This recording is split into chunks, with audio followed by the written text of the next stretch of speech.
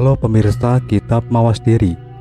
Dalam video kali ini, saya akan membawakan sebuah pembahasan yang berjudul Sejarah Sri Astasura Ratna Bumi Banten. Semoga pembahasan ini dapat menjadi pengetahuan untuk kita semua. Tanpa berlama-lama lagi, langsung saja kita ke pembahasannya. Sri Astasura Ratna Bumi Banten, tahun 1337 hingga 1343 Masehi. Dikisahkan, pada tahun 1337, Raja Batara Sri Astasura Ratna Bumi Banten atau Sri Gajah Waktera, Sri Topolung, mulai berkuasa di Pulau Bali. Beliau sangat bijaksana serta adil dalam mengendalikan pemerintahan dan taat dalam melaksanakan upacara keagamaan.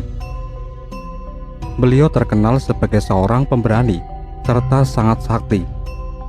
Dalam pemerintahannya, beliau mengadakan pergantian sejumlah pejabat pemerintahan, antara lain Kesenapatian Kuturan yang dijabat Ki Dalang Camok diganti oleh Ki Mabasa Sinom. Kesenapatian Danda yang dijabat oleh Ki Kuda Langkat-Langkat diganti oleh Ki Bima Sakti. Dibentuk kesenopatian baru, yaitu Kesenopatian Manyeringin, dipegang oleh Ki Lembu Lateng. Perutusan Siwa Raja Manggala yang dulu tinggal di Dewastana kini digeser ke Kunjarasana. Perutusan Pendeta Siwa Swaratna yang dulu tinggal di Trinayana kini dipindahkan ke Dharmahanyar. Dang Upadhyaya Pucayanta yang dijabat pendeta di Biharanasi diganti oleh pendeta Dang Upadhyaya Dharma. Dibentuk pejabat Makarun di Hyang Kerumus yang dipegang oleh Ki Panji Sukaningrat. Dibentuk dua buah perutusan, yaitu di Buruan yang dipegang oleh Sira Mahaguru dan di Buhara Bahung yang dipegang oleh Dang Upadhyaya Kangka. Beliau mengangkat seorang Mangkubumi yang gagah perkasa bernama Ki Pasungrigis yang tinggal di desa Tengkulak dekat Istana Bedahulu, di mana Raja Astasura bersemayam. Sebagai pembantunya diangkat Ki Kebo Iwa alias Kebo Taruna yang tinggal di desa Belah Batu. Para menterinya disebutkan antara lain: 1. Krian Pasungrigis, jabatan Mangkubumi di Tengkulak.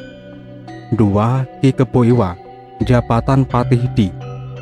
Yang ketiga, Ki Girikmana, jabatan menteri di desa Loringgiri Ularan atau Buleleng. Yang keempat, Ki Tambiak, jabatan menteri di desa Jimbaran. Yang kelima, Ki Tunjung Tutur, jabatan menteri di desa Tangenan. Yang keenam, Ki Buahan, jabatan menteri di desa Batur. Yang ketujuh, Ki Tunjung Biru, jabatan pertanda di desa Tianyar. Yang kedelapan, Ki Kopang, jabatan pertanda di desa Seraya. Yang kesembilan, Ki Wulangsari, jabatan pertanda di desa Taro. Yang kesepuluh, Ki Guduk Basur, jabatan Tumenggung. Yang kesebelas, Ki Kalambang, jabatan Demung. Yang ke-12, Ki Kalagemet, jabatan Tumenggung di desa Tangkas. Yang ke-13, Ki Buahan di Batur. Yang ke-14, Ki Walung Singkal di desa Taro. Demikianlah para menteri Batara Sri Astasura Ratna Bumi Banten, yang sebagian besar diantaranya adalah keturunan Sang Ratu Ugrasena, pelulus Sanjaya Wamsa.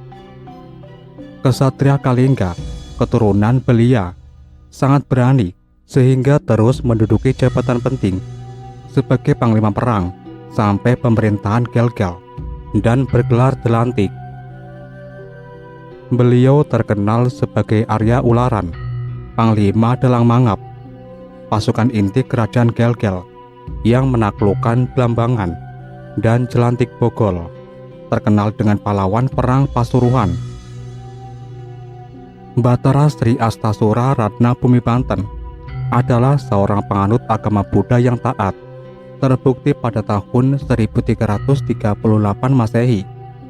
Beliau banyak mendirikan tempat-tempat suci bagi agama Buddha.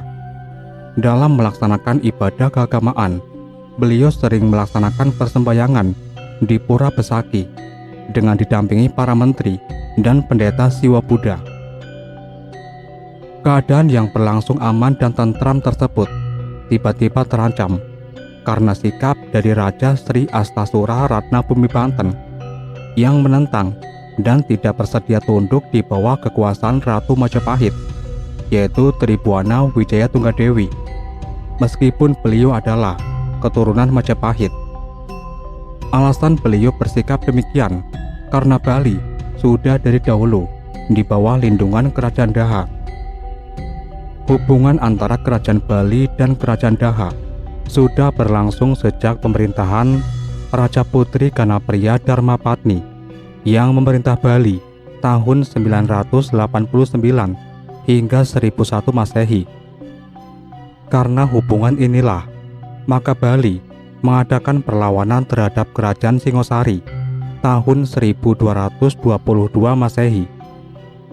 Namun Bali baru dapat ditaklukkan pada tahun 1284 oleh Prabu Kertanegara. Selanjutnya, karena runtuhnya Kerajaan Singosari oleh Jayakatwang tahun 1292, maka Bali kembali menjadi pengawasan Kerajaan Daha.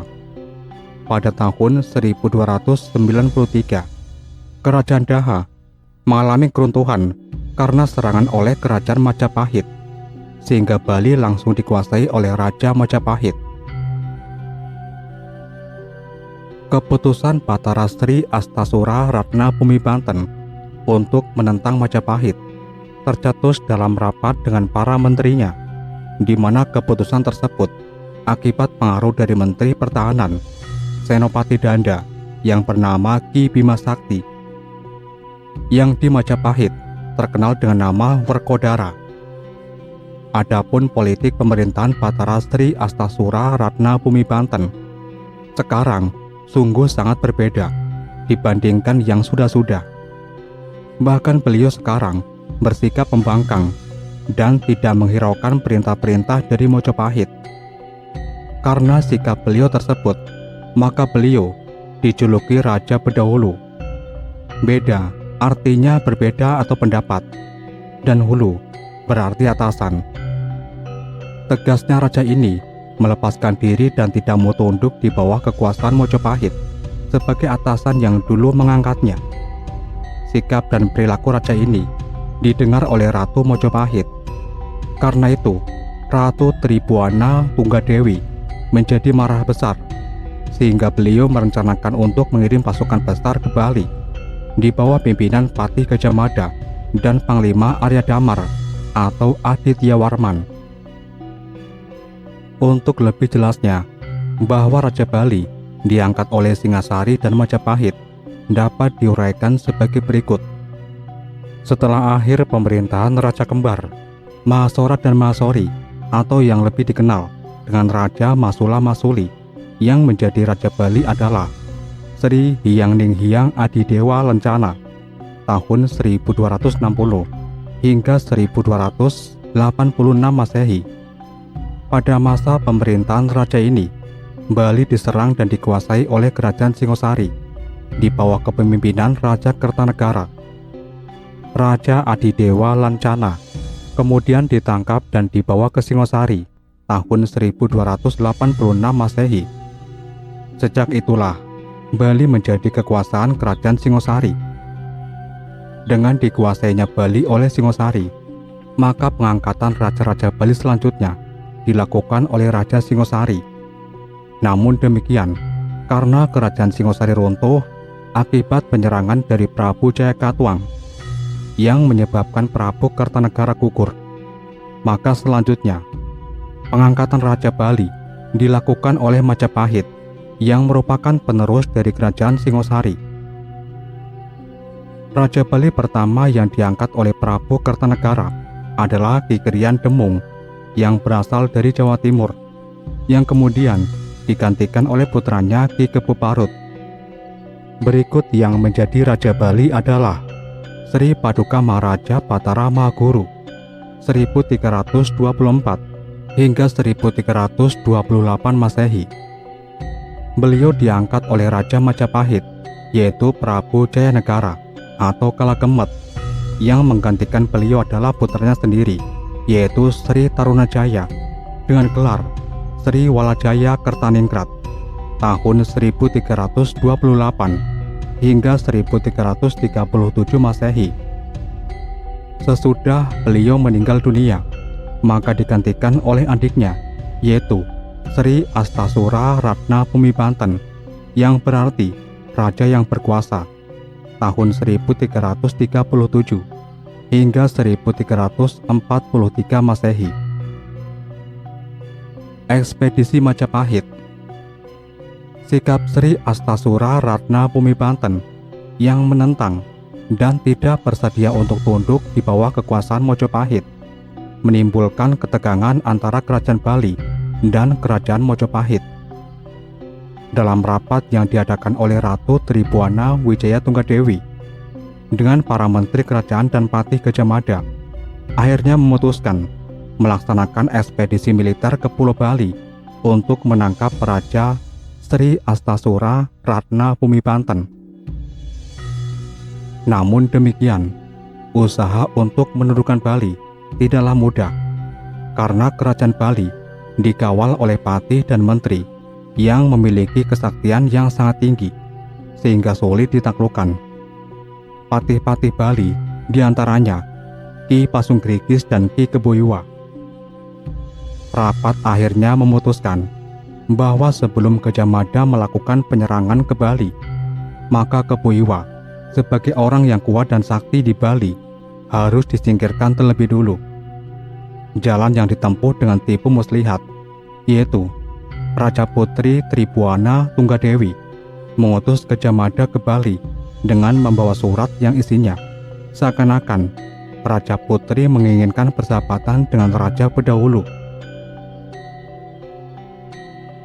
Keesokan harinya, berangkatlah patih Gajah Mada ke Bali melalui lapangan Bubat, kemudian menyusuri pantai di pesisir Desa Pejarakan, Telagorong, Palu Ayam, Kampurancak, dan mendarat di pantai Jembrana. Dari sana, patih Gajah Mada melanjutkan perjalanan dengan berjalan kaki melalui pesisir Umabangka, Seseh, Kadungayan, Kalahan, Tuban, dan terus ke Kumicik.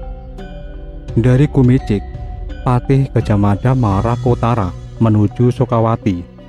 Di Sukawati, patih Gajah Mada dijemput oleh Ki Pasungrikis yang sudah mengetahui perihal kedatangan patih Gajah Mada tersebut ke Bali. Dalam pertemuannya dengan Ki Pasungrikis, patih Gajah Mada menyampaikan maksud dan tujuannya ke Bali karena diutus oleh Ratu Tribuana Tunggadewi untuk menyampaikan surat ke hadapan Raja Sri Astasura Ratna Pumibanten. Mendengar keterangan tersebut, Ki Pasungrikis sangat risau hatinya karena menduga pasti ada suatu hal yang sangat penting sampai mengutus seorang patih Gajah Mada yang sangat disegani di wilayah Nusantara untuk datang ke Bali. Ki Pasungrikis mempersilahkan patih Gajah Mada untuk menunggu terlebih dulu di Karang Kepatihan karena kedatangan patih Gajah Mada akan dilaporkan terlebih dulu ke hadapan Raja Sri Astasura Ratna Pumibanten. Tidak diceritakan dalam perjalanannya, Ki Pasungrikis akhirnya sampai di Istana Bedahulu dan langsung menghadap Sang Prabu untuk melaporkan perihal kedatangan patih Gajah Mada dari Mojopahit. Kemudian, atas izin Sang Prabu, patih Gajah Mada, kemudian Ki Pasungrikis mempersilahkan patih Gajah Mada untuk menghadap Raja Sri Astasura Ratna Pumibanten di Istana Bedahulu. Di hadapan Raja Sri Astasura Ratna Pumibanten, patih Gajah Mada menyampaikan maksud kedatangannya dan menyerahkan surat dari Ratu Majapahit, Tribuana Tunggadewi. Surat tersebut kemudian diterima, yang isinya, "Hormat Susuhunan Pukulun yang menaungi bumi Bali ini. Kami di Mojopahit sebagai burung elang dalam bulan Oktober, berkepanasan, berharap-harap hujan. Kami di sini sebagai burung Tadahasi yang selalu meratap pada waktu bulan tak bersinar. Tiada lain, hanya Sri Susuhunanlah yang patut menaungi bumi ini dan yang patut dijunjung. Dari itu, harapan kami, janganlah kiranya Paduka Tuan menyimpang dari tali persahabatan kita yang sudah erat sedari dulu. Kami risau karena menurut berita yang kami peroleh, konon Sri Susuhunan akan menyerang kekuasaan kami di Jawa. Nah, jika sungguh kabar itu demikian, kami mohon sekali agar penyerbuan Paduka terhadap kami diurungkan. Maksud kami tak lain dan tak bukan, hanya berkawan saja dengan Sri Susuhunan di sini. Sekiranya maksud kami Paduka setujui, maka kami mohon kiranya Paduka sudi mengirim Ki Keboiwa, yakni Patih Paduka yang masih jejaka ke Jawa, bersama Patih Gajah Mada. Maksud kami, ia akan kami nikahkan dengan Putri Lemah Tulis yang sangat masyhur kecantikannya. Itulah kebaikan kami yang kami tunjukkan kepada Paduka demi untuk mempererat persahabatan di antara kita. Sekian hormat dari kami, Tri Buana." Demikianlah isi surat dari Ratu Tri Buana Tunggadewi.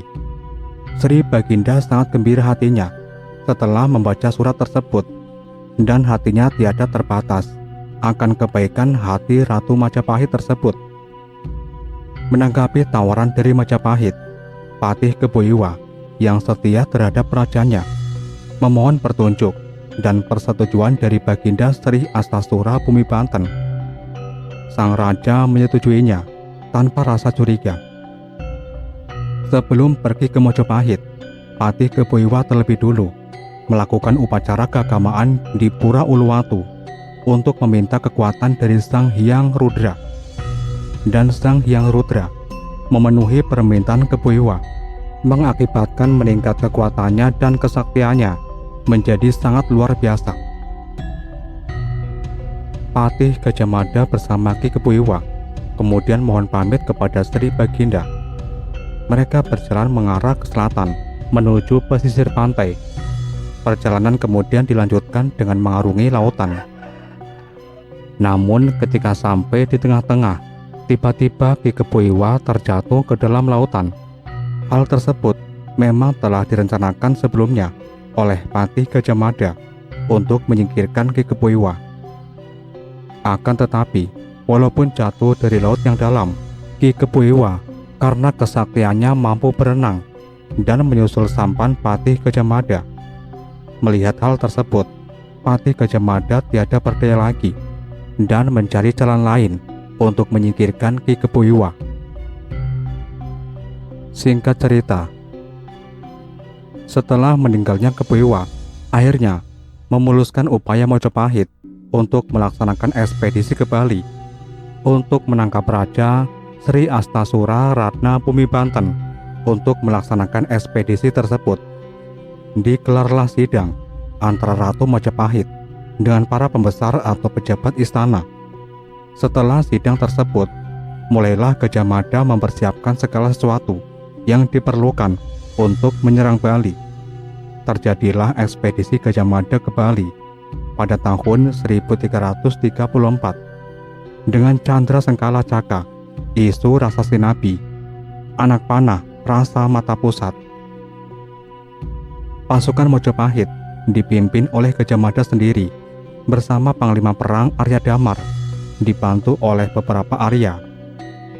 Setelah sampai di pantai Banyuwangi, tentara Mojopahit berhenti sebentar untuk mengatur siasat peperangan.